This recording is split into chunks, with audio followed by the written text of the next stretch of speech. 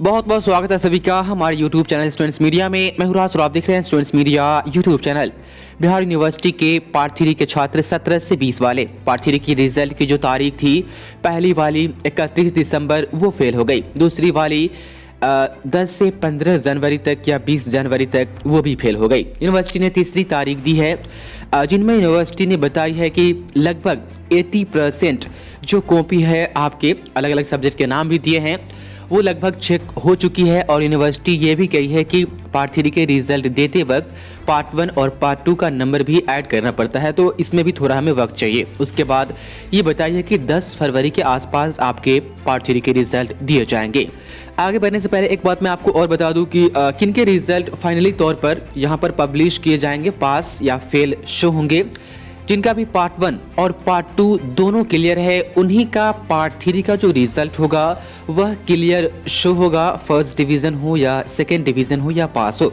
Part 1 और part 2 दोनों clear है तभी। लेकिन किसी का यदि पार्ट 2 क्लियर नहीं है, पार्ट 2 पेंडिंग है या पार्ट 2 प्रमोटेड है और वह एग्ज़ाम 18 से 21 वाले के साथ दे रहे हैं, तो पार्ट 3 का जो रिजल्ट आएगा वह पेंडिंग शो होगा ड्यू टू पार्ट 2 कुछ जो मार्क्स होगा ऐड न होने के कारण ऐसा वहाँ पर शो होगा। यदि पार्ट 2 आपका क्लियर नहीं है तो पार्ट 3 रिजल्ट पेंडिंग शो होगा। पार्ट 3 रिजल्ट में पेंडिंग शो खत्म कब होगा?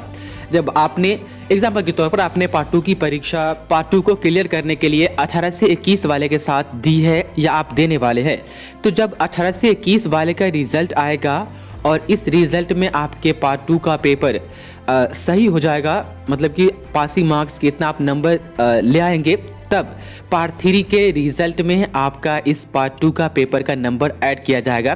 तब उस दिन या उस वक्त आपके पार्ट 3 का रिजल्ट का सुधार होगा। एग्जाम्पल के तौर पर किसी का पार्ट 2 क्लियर है, ठीक, लेकिन पार्ट 1 क्लियर नहीं है और पार्ट 1 का एग्जाम वो सोच रहे हैं कि हम 19 से 22 वाले के साथ एग्जाम दें पार्ट 1 का, तो उनका भी पार्ट 3 का जो रिजल्ट आएगा वो पेंडिंग शो होगा due to part 1 not clear. कुछ इस तरीके से लिखेगा, एग्जैक्ट नहीं लेकिन मतलब वहां पर यही होगा। और आप चाहते हैं कि 19 से 22 वाले के साथ हम पार्ट 1 का एग्जाम दे करके अपना रिजल्ट क्लियर करेंगे पार्ट 3 का, तो पार्ट 3 का रिजल्ट तभी क्लियर होगा जब आप पार्ट 1 का एग्जाम 19 से 22 वाले के साथ देंगे, उसका रिजल्ट आएगा। रिजल्ट में आपका पार्ट 1 जो भी पेपर फंसा होगा वो पास शो होगा, तब जाकर के यूनिवर्सिटी आपके पार्ट 1 के नंबर को ऐड करेगी, तब आपका पार्ट 1 क्लियर होगा। आप समझ पा रहे हैं पूरी तरीके से? उम्मीद है ये दो कंफ्यूजन और दो चीजें जो जाना जरूरी था मैंने आपको बता दी है। अब बात करते हैं पार्ट 1 पार्ट 2 जिसका क्लियर है उसका कोई दिक्कत नहीं, उनका पार्ट 3 का रिजल्ट आएगा, क्लियर होकर के ही आएगा, पूरा शो होगा कि आपके कितने नंबर्स आए हैं या कितने नहीं, हर चीज़ शो होगी। लेकिन पार्ट 1 या पार्ट 2 दोनों में से किसी एक कोई का फंसा होगा, तो पार्ट 1 या पार्ट 2 क्लियर होने के बाद ही पार्ट 3 का रिजल्ट, मतलब रिजल्ट तो आएगा लेकिन वहाँ पर ये पास या फेल शो नहीं होगा, सिर्फ पेंडिंग बताया जाएगा। तो हम आपको बताएंगे कि आप किस तरीके से अंदाज़ा लगा सकते हैं कि आप पार्ट 3 में पास है या नहीं, वो रिजल्ट आने के बाद हम आपको बताएंगे। लेकिन आज की रिपोर्ट पर आप नजर डालें जहां पर बताई गई है कि रिजल्ट कब तक आएगी। आप देखिए इसमें कि फरवरी के दूसरे हफ्ते में या दूसरे सप्ताह में आएगा 65,000 छात्रों का रिजल्ट, कुछ इस तरीके से है। और डिस्क्रिप्शन यहाँ पर है कि बिहार विश्वविद्यालय के स्नातक पार्ट 3 का रिजल्ट फरवरी के दूसरे सप्ताह में जारी होगा। पार्ट 3 के कॉपियों की जांच लगभग पूरी हो चुकी है। परीक्षा विभाग अब इन पार्ट 3 के छात्रों के पार्ट 1 व 2 के अंकों से मिलान करेगा।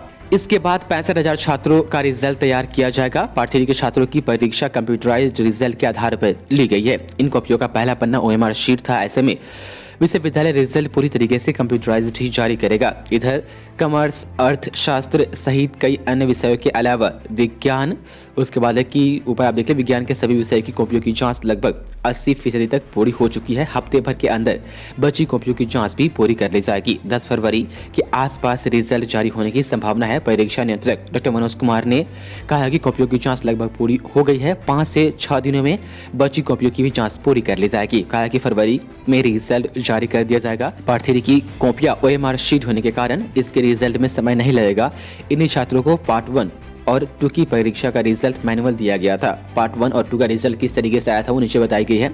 आपको पता है कि पार्ट 3 रिजल्ट जब पब्लिश की जाती है तो वहाँ पर पार्ट 1 के सभी पेपर्स के कम से कम ऑनर्स के नंबर्स जरूर ऐड किए जाते हैं, जो अब तक की होता आ रहा था। इस बार हो सकता है कि सब्सिडरी का नंबर भी वहाँ पर शो करे, लेकिन पहले सिर्फ ऑनर्स का शो किया जाता था पार्ट 1 और पार्ट पार्ट 2 दोनों का उस तरीके से, और पार्ट 3 का नंबर ऐड करके डिवीज़न दिखाया जाता है। तो देखते हैं किस तरीके से रिजल्ट का जो रूप होता है, स्वरूप, वो किस तरीके से आता है। फिलहाल 10 फरवरी तक आप लोग इंतज़ार कीजिए। बाकी जो भी रिपोर्ट आएगी हम आप तक पहुँचाते रहेंगे। बहुत बहुत शुक्रिया आपका इस वीडियो को देखने के लिए।